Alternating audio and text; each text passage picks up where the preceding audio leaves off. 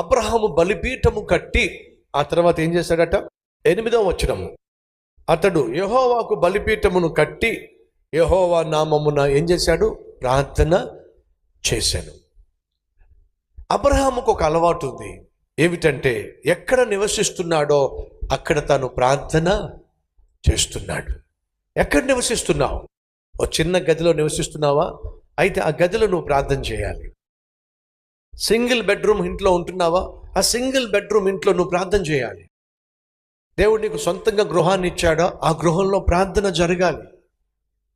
ప్రార్థన లేని కుటుంబము ప్రభువు లేని కుటుంబం. అబ్రహాము ఎక్కడున్నా తను ఉన్నటువంటి నివాసంలో ప్రార్థన చేశాడు. అయ్యా అమ్మ, ప్రార్థన అత్యవసరం. భార్యాభర్తగా కలిసి ప్రార్థన చేయటం, బిడ్డలతో పాటు కలిసి ప్రార్థన చేయటం, అది ఆశీర్వాదం, కుటుంబానికి ఐశ్వర్యం. ఈ విషయాన్ని మర్చిపోకండి. ఇప్పుడు అబ్రహాము దేవుని చిత్తమే చేశాడు.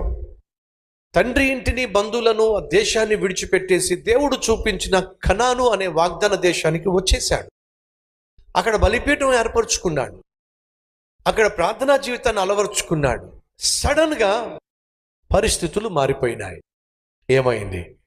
ఏదైతే వాగ్దాన భూమిగా తను నమ్మి వచ్చి సెటిల్ అయ్యాడో, అలా సెటిల్ అయిన తర్వాత పరిస్థితులు తల్లక్రిందులు అయిపోయినాయి. ఏమైంది? 10వ వచనం, ఆ దేశంలో కరువు వచ్చెను. అబ్రహాము కనానుకు వచ్చిన తర్వాత దేవుని చిత్త ప్రకారము, దేవుడు ఉద్దేశించిన విధంగా అబ్రహాము చేరుకోవలసిన గమ్యానికి చేరుకున్న తర్వాత భయంకరమైన సమస్య వచ్చి పడింది. ఏమిటి ఆ సమస్య అంటే, ఆ దేశంలో కరువు వచ్చేసి, వర్షాలు లేవు, నీళ్లు లేవు, పంటలు పండడం లేదు, ఆహారం కరువైపోయింది, పని వాళ్ళకు ఆహారం లేకుండా పోయింది, తనకున్న పశువులకు ఆహారం లేకుండా పోయింది, బ్రతకడమే కష్టమైపోయింది. అబ్రహాముకి ఏం అర్థం కావటం లేదు. ఏమైంది? నేను దేవుని చిత్తమే చేశా కదా, దేవుడు చెప్పినట్టుగానే వచ్చాను కదా, బలిపీఠం కట్టుకుని ప్రార్థన చేసుకుంటున్నాను కదా, ప్రార్థన చేసే నాకెందుకు వచ్చింది ఈ కష్టం? ప్రార్థన చేసి దేవుణ్ణి నమ్ముకున్న నా ఇంట్లో ఎందుకు వచ్చింది ఈ సమస్య? ఎందుకు నా పరిస్థితులు ఈ విధంగా తల్లక్రిందులు అయినాయి? ఎందుకని ఈరోజు కనీసం భోజనం కూడా చేయలేని పరిస్థితి నాకు దాపరించింది? ఎందుకు ఆర్థిక సమస్యలు వచ్చినాయి? ఎందుకు ఆహారం కరువైంది? ఎందుకు ఇప్పుడు చేతులు కాళ్ళు ఆడనటువంటి పరిస్థితి దాపరించింది? ఏమవుతుంది? అబ్రహాముకు అర్థం కాల. ఈరోజు మన మధ్య ఎవరైనా ఉన్నారా? దేవుని మందిరానికి వస్తున్నావు, ప్రార్థన చేస్తున్నావు, ఇంట్లో ప్రార్థన చేస్తున్నావు, ఆత్మీయుడుగా జీవిస్తున్నావు, ఆత్మీయురాలుగా కొనసాగుతున్నావు, కానీ సడన్గా నీ జీవితంలో పరిస్థితులు తల్లక్రిందులైనాయి. ఉద్యోగం ఇచ్చింది దేవుడే, కానీ ఆ ఉద్యోగంలో సమస్యలు వచ్చినాయి. వ్యాపారాన్ని ప్రారంభించమన్నది దేవుడే, వ్యాపారం ప్రారంభించిన తర్వాత సడన్గా నష్టాలు వచ్చినాయి. ఆ ఇల్లు కొనుక్కోమన్నది దేవుడే, ఆ ఇల్లు కొనుక్కున్న తర్వాత ఏమిటో ఒక కష్టం తర్వాత మరొక కష్టం వచ్చింది. గర్భఫలాన్ని ఇచ్చింది దేవుడే, కొడుకునిచ్చింది దేవుడే, ఆ కొడుకు ఆరోగ్యమేమో ఈరోజు చాలా కష్టతరంగా, క్లిష్టతరంగా, ప్రమాదకరంగా ఉంది. దేవుని చిత్తానుసారంగానే పెళ్లి చేసుకున్నాను, అయినా మా ఇంట్లో గొడవలు. ఏమిటిది? దేవుని చిత్త ప్రకారం పెళ్లి చేసుకున్నా ఇంట్లో గొడవలు, దేవుని చిత్త ప్రకారం ఉద్యోగం వచ్చిన ఉద్యోగంలో సమస్యలు, దేవుని చిత్త ప్రకారం ఆయన ప్రార్థనతో ఆశీర్వాదంతోనే వ్యాపారం స్టార్ట్ చేస్తే వ్యాపారంలో నష్టాలు.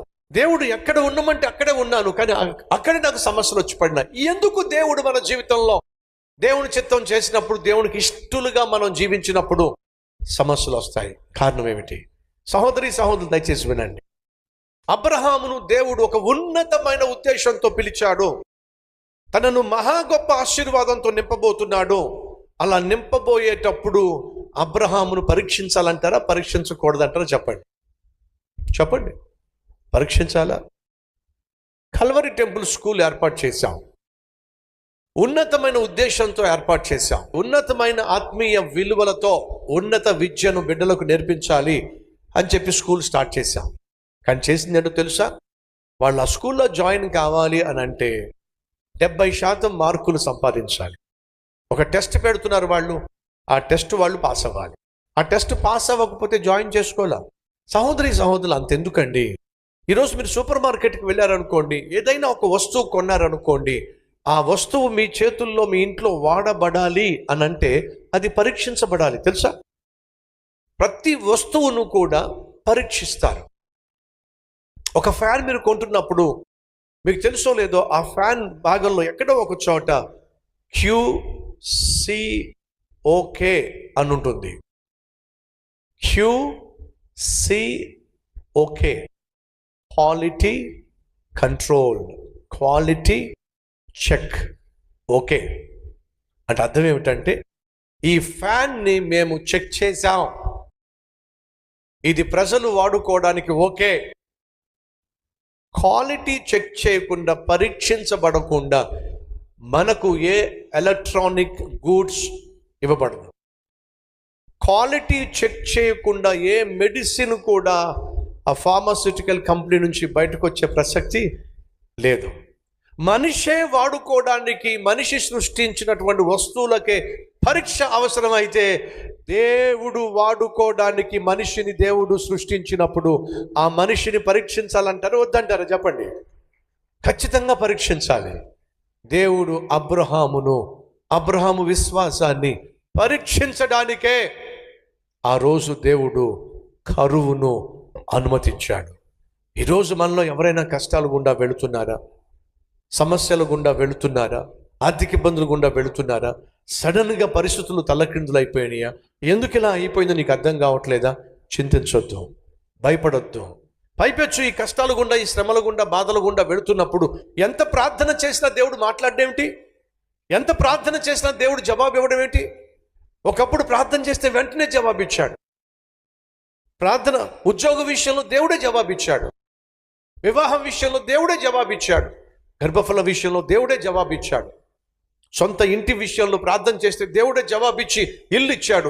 ఇప్పుడు కష్టం వచ్చినప్పుడు, శ్రమ వచ్చినప్పుడు, బాధ వచ్చినప్పుడు, రోగం వచ్చినప్పుడు, ఆర్థిక ఇబ్బంది వచ్చినప్పుడు ప్రార్థన చేస్తే జవాబు ఇవ్వడేంటి? ఎందుకు నా జీవితంలో దేవుడు నాకు జవాబు ఇవ్వటం లేదు? ఎక్కడ వేసిన గొంగలి అక్కడే ఉండిపోతుంది. కారణం ఏమిటి?